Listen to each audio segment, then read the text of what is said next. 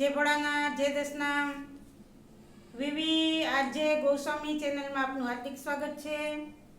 हूँ रंजन गोस्वामी आजे बात लईने आवी छूं उल्टी विषे के उल्टी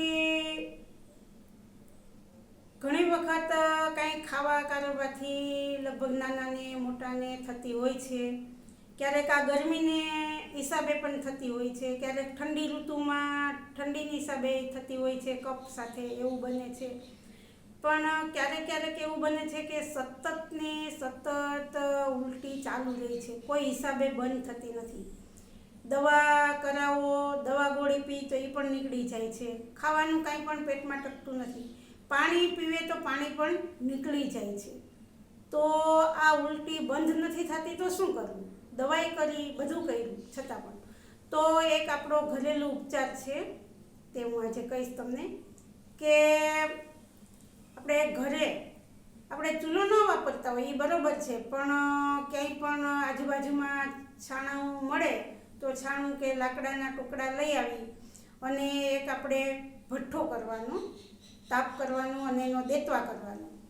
એ દેતવામાં આપણે કેમ ઓલા હવન કરીએ ને એમાં બધું ઓમીએ એ રીતે હવનમાં ઓલો જે ગૂગળ વાપરીએ ને, ગૂગળના ખાંગડા આવે છે આપણે ગુંદર જેવા, એ ગૂગળ લઈ આવવાનો અને એ ગૂગળ ઉમેરવાનું। જે ભઠ્ઠો થયો હોય એ ભઠ્ઠામાં ગૂગળ ઉમેરવાનો એટલે ધુવાડો થશે।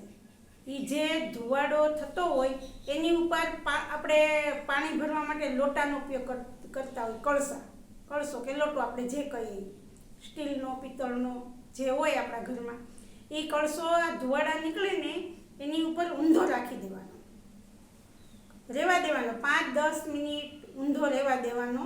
એ જે આ ગૂગળનો ધુવાડો નીકળતો હોય એની ઉપર પછી એમ થાય કે 10 મિનિટ થઈ ગઈ છે ત્યારે કપડાં વડે એ લોટો આપણે ઉચકી લેવાનો, ઉચકી અને તરત એમાં ગોળાનું કે બેડામાંથી લઈને પાણી ઉમેરવાનું। પાણી ઉમેરશું એટલે એમાં અવાજ આવશે, આપણે કાંઈ પણ ગરમ વસ્તુ હોય પાણી તો છૂમનારીને છૂમકારો થાય એટલે આ ગૂગળનો ઝમકારો કહેવાય કે ગૂગળ ઝમકાવી દઈએ એટલે આ ગૂગળ ઝમકાવ્યો કહેવાય।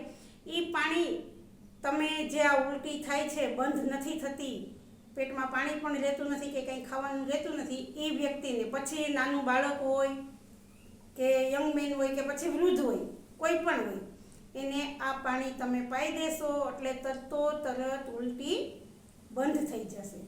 તો આને કહેવાય છે ગૂગળનો ઝમકારો।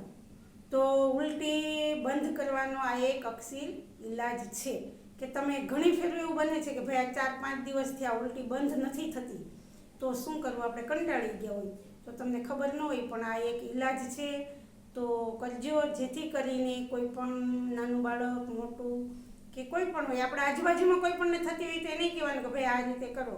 આપણે સ્વાભાવિક છે કે ઘરમાં અત્યારે આપણે ચૂલો ન વાપરતા હોય એટલે ભઠ્ઠો કરવાની થોડુંક ઓલું થાય, પણ માણસ હેરાન થતું મટે છે અને એને ઉલટી સારી થઈ જાય છે। તો જય ભોળાનાથ જય દશનામ। મારી ચેનલ સબસ્ક્રાઈબ કરજો, લાઈક કરજો। મારી ચેનલનું નામ છે વીવી આરજે ગોસ્વામી। જય ભોળાનાથ જય દશનામ।